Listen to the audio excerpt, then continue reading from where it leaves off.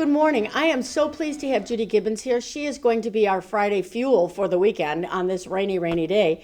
But she did a really interesting thing for us. She has put together a video about her branding. So I'm going to let Judy tell about how you created the video, and then we're going to play the video. So Judy, you're up. Thank you. Well, I'm so happy to be here, and I just threw this together on Canva. If you're not using Canva, I really highly suggest it. You can get the free or paid version, and I taught myself, and again, I just kind of threw it together to get some ideas for us to talk about. So talk about what you put on the video to create your brand, Judy. Okay, well, first of all, I've been doing this almost 20 years now, and it takes you a few minutes to find your voice. I enjoy the artistic part of real estate. I like the visual, and my clients really appreciate it. I also like telling stories. I'm all about stories and doing some interesting outside of the box thinking. And being a human first and a realtor second. And my tagline is to celebrate everything. So people want to know who you are, and that's part of it. 20 years. What have you seen the differences in 20 years, Judy? Talk about the differences. Well, I have a few more wrinkles. All of us. Every one of us, yes. But I was saying earlier that one of the favorite things that I have enjoyed of the changes is social media. Yes. So I really think it helps to connect to your community a lot easier. I kind of say it's like a cocktail party without having to get dressed. And I can show the story of success. I can also show humanism. I can show problems, it's like a third, and a third, right? Like your business, your family, and like an interest you have. So mine is food or travel. And so people get to know me, or they think they know me. So I think that's changed the real estate industry quite a bit. Obviously technology, AI, which I really embrace. Tell me some reason. Give me a couple of examples how you're using it.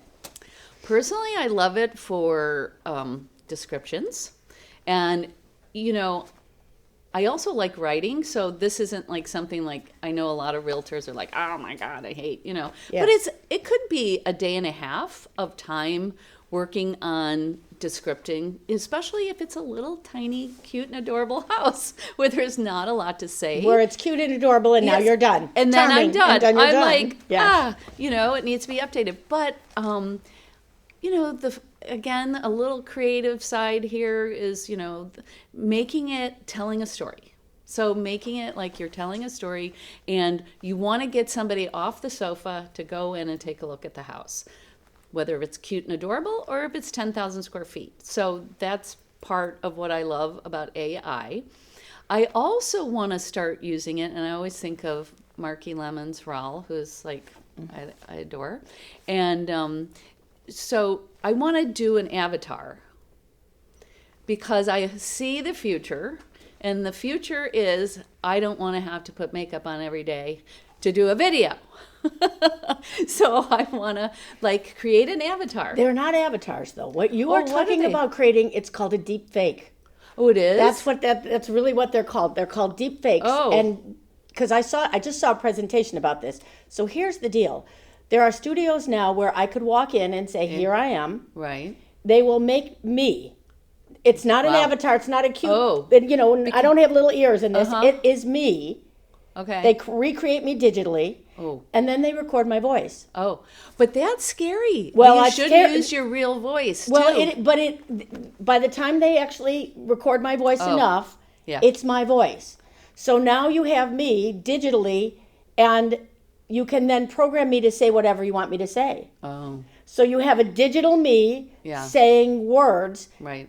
It's terrifying. I think it's absolutely terrifying, but that's what they're called, deep fakes. I would at that point, my digital, an avatar is usually cute, has something darling. No, this is me only, and here was the really scary part about it. It didn't even cost a ton of money to do it.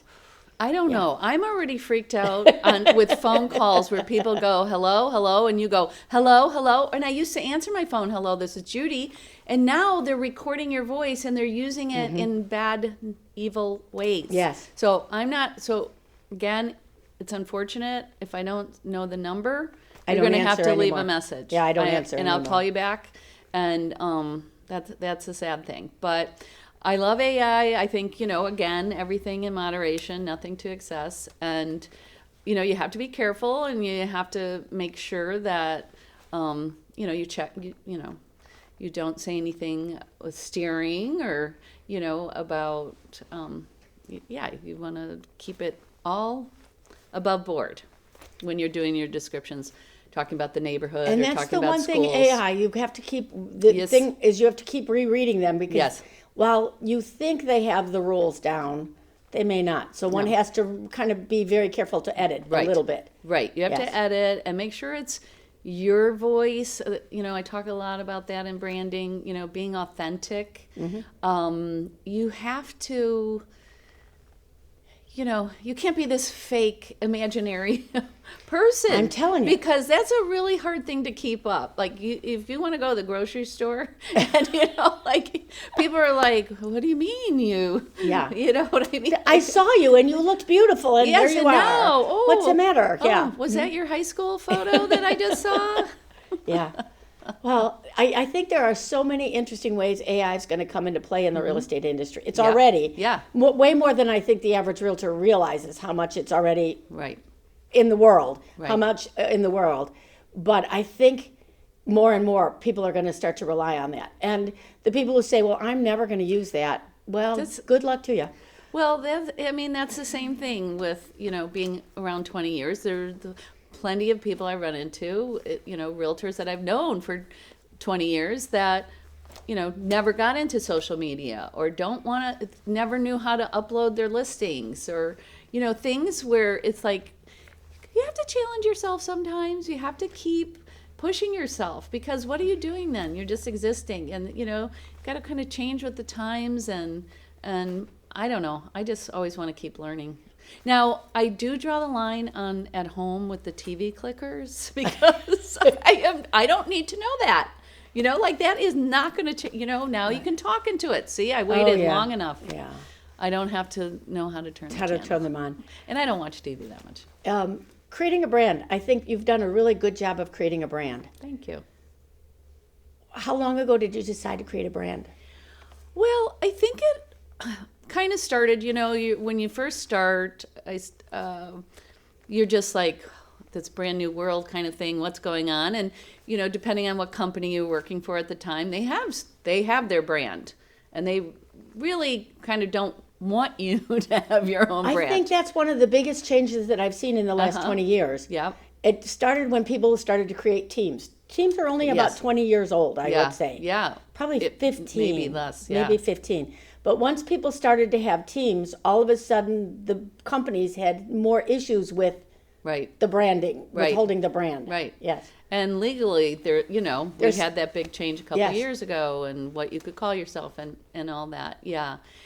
But I think it's kind of like a whole package, like you're a package. And when I talking about, a third, like your life, your family, your business, that slowly, is going to come and it kind of becomes its own thing, it's bigger than life kind of. When I started out, I wasn't, selling $1 million houses, and sometimes I'm still not selling $1 million houses. But when I got my first listing that was like $2 million, I jumped from 600 to 2, but it was from sending postcards of proof of success where I had sold like a farmhouse, but this $2 million house was a farmhouse, and he felt that, and the brand I'm with now is global, and Sotheby's International Realty is known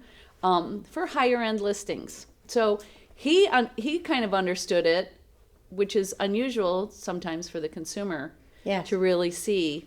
And from there, it really, and then posting and talking and telling the story. And the house was a super cool house. And he was a amateur songwriter. So I made him write a song about his house. Okay. And got him on WGN radio. Like, it was great. It was one of my favorites. And like, he wrote the song and then he didn't there was this adorable swing in front of his house. The house was like from the early 1800s. So it was just a story within itself. So I took advantage of that. And, you look at, sometimes Costco has a loss leader. Yes. Sometimes you have to take that. But that really kind of cemented, I feel, my branding and my brand. And now I say, sometimes people can get confused and think that's all I sell. I was going to ask you about that because I've heard that before. Yeah. When people are showcasing the high-end stuff, right, they don't realize that they will sell the condo for $150,000 too. Yeah, to first-time home buyers. And so I actually use that when I've got a cute little house. I say, I sell cute and adorable too. I love that. Yeah. Yes. So I never want people to think that I'm not approachable, or the brand is not approachable. Because sometimes it's like, oh, but your company only sells really expensive houses. No, that's not true. Luxury is not just a price point. It's a level of service.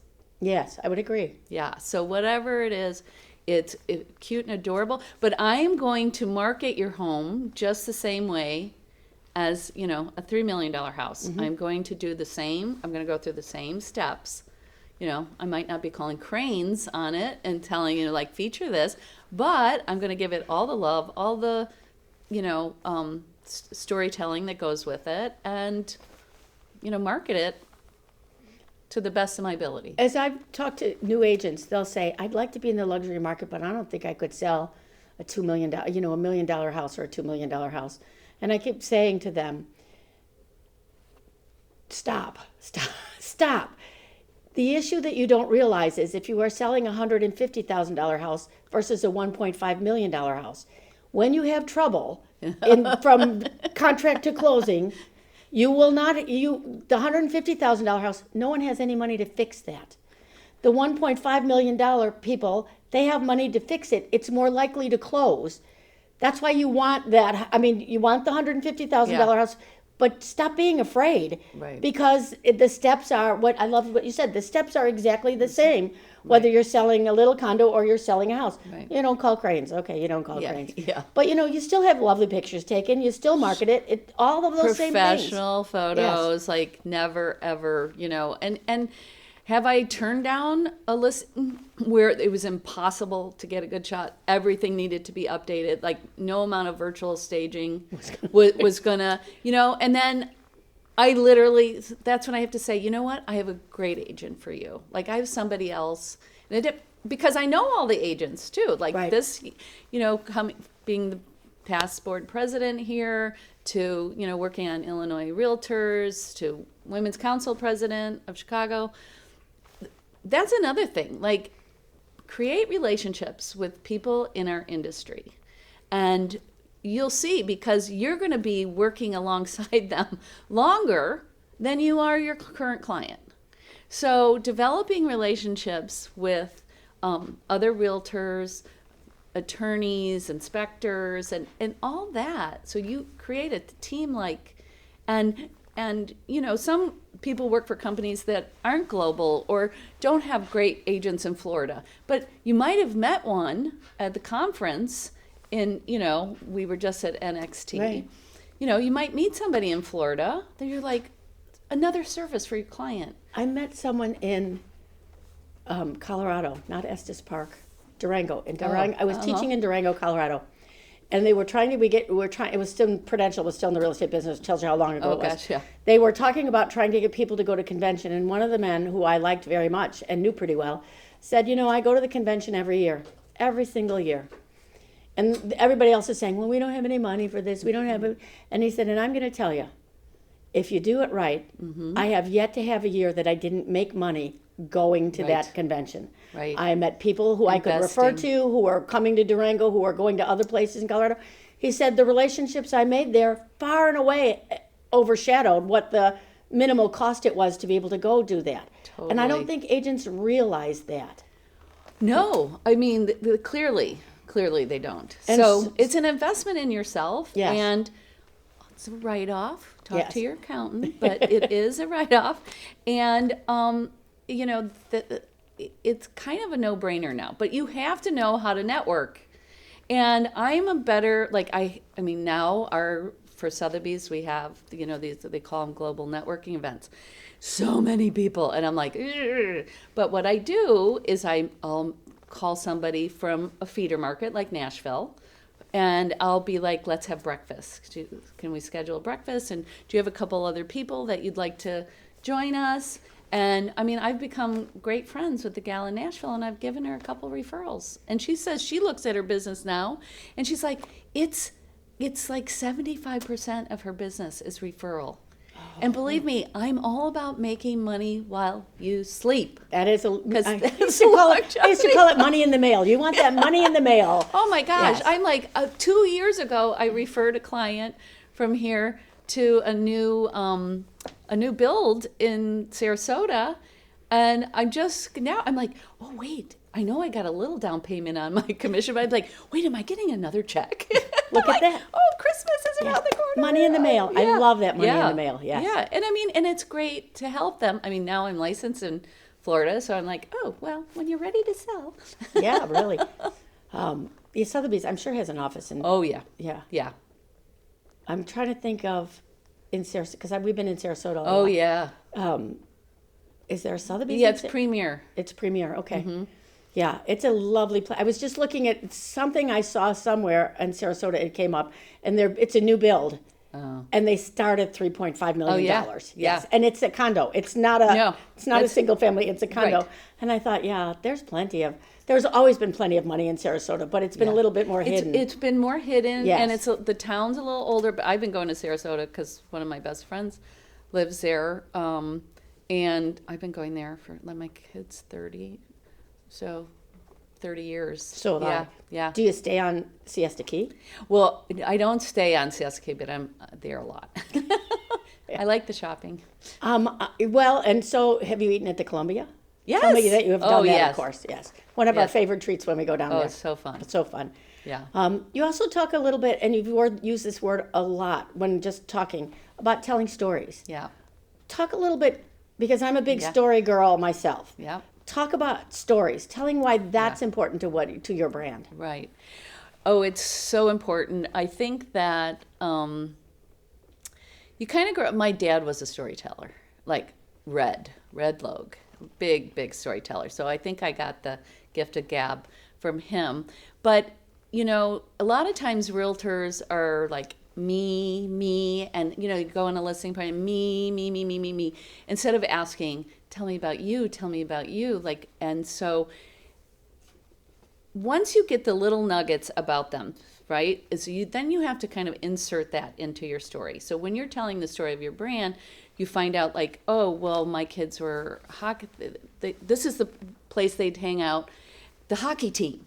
Mm-hmm. So I'm like, oh, well, see, you know, people are going to want to know that when I show your house, because I'm going to accompany the showing, and like everyone can visualize a bunch of high school kids, you know, playing, you know, pool or the basketball hoop or this. Mm-hmm. And then all of a sudden, you know, how they talk about, I don't even know the proper term, but, you know, when people's eyes kind of go back into their head, they're dreaming, they're visualizing. It's like, it's one of the signs in sales, right? Mm-hmm. I don't even know, you know, what it's called. But so you see people, and you're putting into words their story, and then, you know, they can see you telling your story, but putting it into real life context. And I also have kind of a sad story that my whole house was destroyed by a tornado when I was a young girl. Mm. And my father actually saved our lives. And so sometimes when people get a little cuckoo about, you know, $100 credit or something wrong with the house, and I'm like, you know what? You could lose this in a second. I got to tell you how I know. Yeah. And watching how my parents handled this devastating loss, we were all okay. But my dad was down the street at a friend's house and had to run down the street. And truck drivers got to us first and pulled us out of the basement. It was a split-level house, so it wasn't even that deep. Barrington. It was that day, 1967, April 21st. 7 tornadoes that day. Also Lake Zurich, Barrington, Oak Lawn. The Oak Lawn one I knew the most, Yeah. And so there's also that part of gratitude. And plus, I'm here for a reason. It could have, my mom always says, thank God she was so subservient, because my dad called from the friend's house who was a pilot and said, get in the basement now. She got 5 kids, a dog, in the basement, and less than 2 minutes later, it hit her house. Gone. And then it was silent. She goes, we're not going anywhere till someone comes to get us. And then it hit again because we were in the eye. Oh. Yeah, so but it's part of my story. It's part of who I am, a survivor. I'm trying to get people to do more of the stories. We've had this change in the business that people have been kind of fussed up about. And they have to talk more about, they have to have a deeper buyer interview, for example. Right. And I keep saying, what's your hero story? You need to have your hero story. Every realtor has a hero story somewhere where something I did saved the day. Right. You need to be able to pull that out of your pocket when you're talking to people. Yeah, proof of success. Proof of success. It's your hero story. So you just can throw that in to prove what your value is, because we're so good at saying, well, I do this and I do this and I do this and I do this, and no one cares. No. Tell them the hero story, because that's what they will remember about you. Right. And I also think that like when I talked earlier about a team around you, it's like right now because I have an Airbnb, I've got people, like-minded people, really, you typically are around kind of people like yourself. That's kind of the way it works out.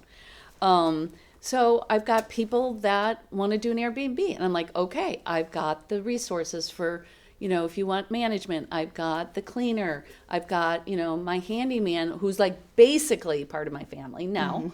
And he knows that he's not allowed to go to anybody else's house if I need him. Right. Like that. And that's the rule when I tell. I'm like, Javier, no, I'm going to give you Javier's number, but I come first, always. Yes. So he's like part of my family, and he's so great. So providing more than just like, I'm going to walk you through the contract, or I'm going to, you have to walk the walk. And that's another big part of my story. As my dad was a builder and developer for fun. And so I used to own my own clothing company in New York City. And when I came back home with 3 kids, and then, everybody kind of has their real estate story. I got divorced and then remarried. I'm like, okay, I need a job. What else do I love? There's no fashion. Sorry, Chicago. Really? Yeah, there you go. And with 3 little kids, that's not exactly the best. But I was like, okay, what else do I love? I love design. I love new construction smell is my favorite smell. So you should meet my husband.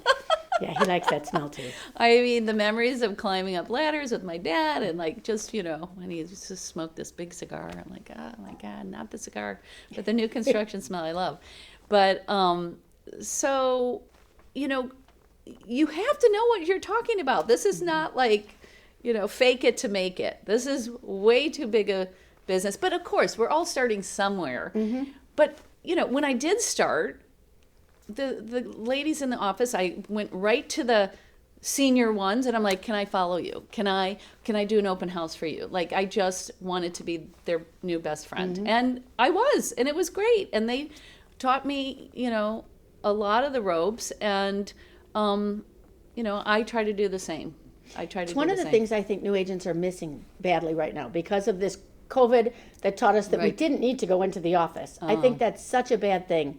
It really is. Because I can teach you all sorts of classroom things. Right. But it is the on-the-job training. It's when you got in the car to go do a broker's open. Right. And the conversation that was in the car with the other 3 ladies. Oh my gosh. There was so much knowledge there that was not written down anywhere that I can't get you except by sitting in the car with the ladies who've been doing this for longer. Right. And I am having such a hard time getting people to understand that's the big part you're missing in your education. Well, and before private listings network, you had to be in the office to be, talking To know and about that, chatting yes. and to know, or, you find out really interesting things. And Yes. and sometimes you're like, please leave me alone. But 9 times out of 10, that connection, again, become friends with other realtors. I mean, it kind of tends to happen. But, build your team, have, brainstorm together. I do like people building a team. And people think I'm talking about, well, you're going to get 10 buyer's agents. That's not what I'm talking about. I'm talking about Javier that you just said. Yeah. And one of the things, and I almost shouldn't say this on film because I get pushback on this all the time. In school, and real estate school, everyone is taught that they have to have three handymen. I keep saying there is no law that says that. No. I don't know where this urban myth came from, but Right. it's just a myth. I want one guy who I give a lot of business to, so that when I call him Sunday night and say, at 10 o'clock Sunday night, I need something tomorrow morning at 6. Right. They go, well, that's terrible, and I don't want to, and fine, I'll be there. Yeah. That's the person you want. And you don't get it when you spread your business all over everywhere. You No. get it when you build these relationships with your vendors that you use and these team people that you use as well. It's hard to get people over this. You have to keep recommend. Here's the logic. I have to recommend 3 because then they pick them. I said, well, what if they pick B and B is a big loser?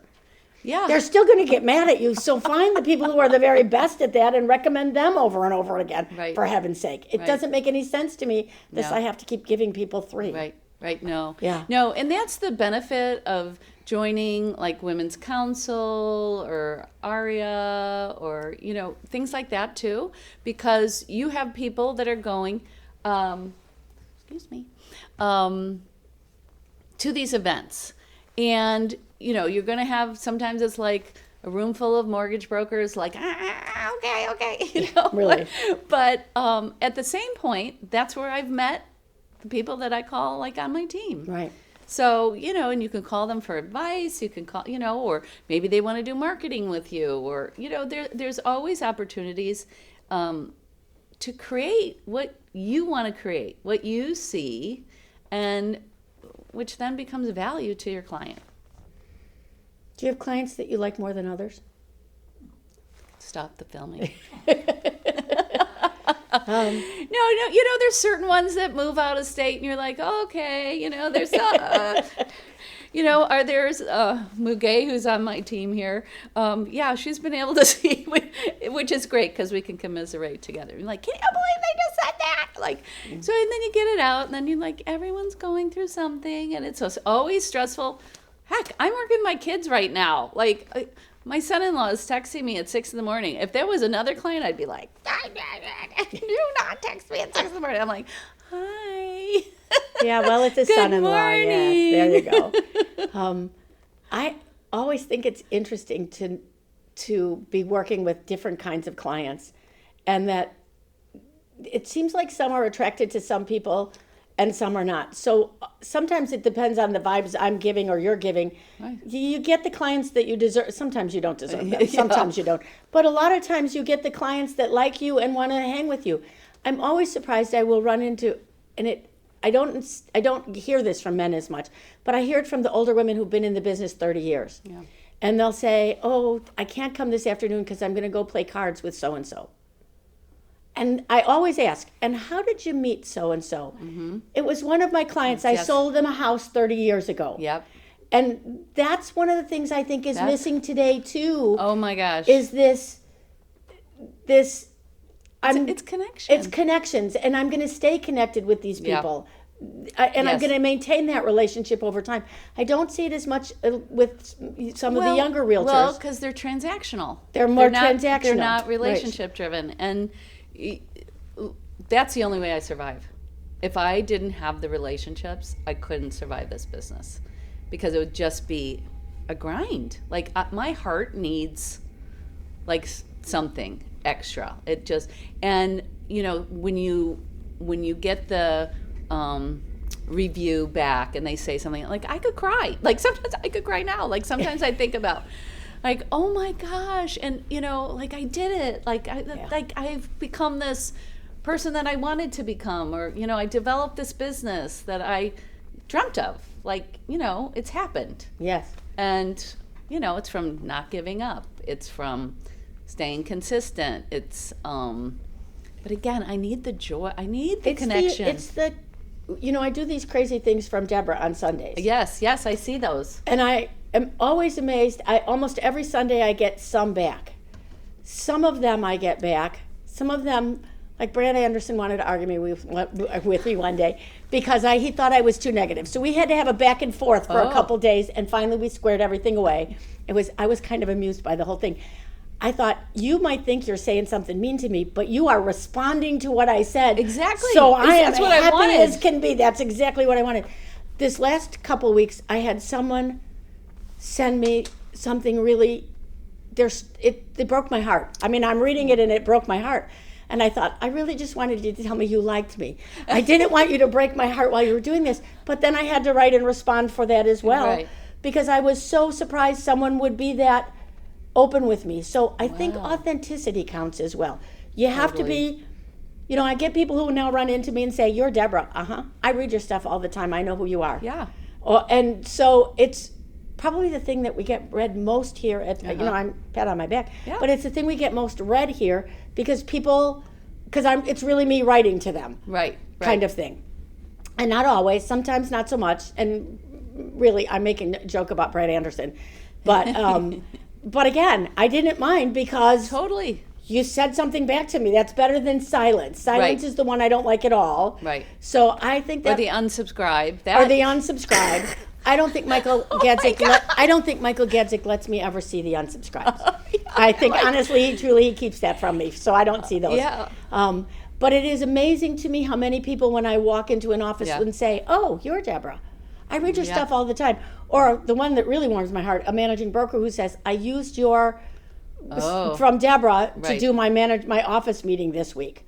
Nice. Yes. You're just warming my heart. I'll just go home and write 3 more now. Kind of thing. But I think it's the authenticity that comes through. Yeah. And the part of being, like the mayor of your town, so you're the mayor here. Sorry, Jeff, but you're the mayor. And same thing, I can go to the grocery store. I do, old fashioned, I call it, old school and new school. So I do print ads in our Barrington magazines, and I'll have people in the parking lot go, "Oh, you, oh yeah, oh, I just have to tell you." And it's like, oh my gosh, like, my husband laughs. He's like, "Is there anywhere you go that people don't know you?" I'm like, "Well, probably, but not many places."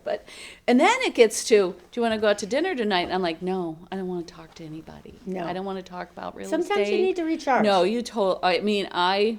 something I'm really finding out later in life. I have this little introverted part that sometimes you need to sit quietly. Yeah, and just jammies. Yeah. My husband used to get, when I'd introduce him, and he'd get, "Oh, you're married to Deborah?" That's what they would say to him. "Oh, you're married to Deborah." And I never really knew exactly what that meant exactly, but he became Mr. Deborah, as he did. He's in many ways, yes. Yeah. And truth be told, he didn't mind. He kind of liked it. No, of course. Kind of liked it. And I'm sure he's very proud of you. No, some days. Some days. So for a brand new agent, what would you tell him to do? Kind of the same thing that I did is, get to know the people in your office, get to know like what's going on, know the inventory, know. That's a big one. Know the inventory, like you're shopping, like every day you're shopping. Look what's going on in the market. Because if you don't have your own listings and borrow listings, like I am always letting people borrow my listings. Are you sure? Of course. Like, oh my God, why wouldn't I want, my client would be so happy to get more clicks on his, I totally, just put my name somewhere. Right. But it could be permission. small And always ask permission, which they do. And just reshare, what I share. And, go into the office, find somebody you relate to. I've become a mentor to a lot of the younger agents in my office, which again, I enjoy. I need something for my heart. Like I need the, doing giving, leading with the giving hand. And I always talked about that. Like, you have to give before you're going to get. And maybe sometimes the newer agents forget that. I think. You have to, there's a great book called The Go-Giver. And that's I highly suggest everyone reading that. And when you come from a place of giving, again, your energy and everything, I believe in manifesting, and that it will come to you. And you cannot expect someone to give something to you. Like, you can't expect your friends, like, oh, I'm new in the business now, here, give me that listing. No, it's like, teach them about the market, what you're seeing. You, again, a third. Talk about the real estate market. So they get to feel like they know you and trust you. They have to like you and trust you. It's another thing I hear over and over again from agents who are good. They have to know you, like you, and trust you. Yeah.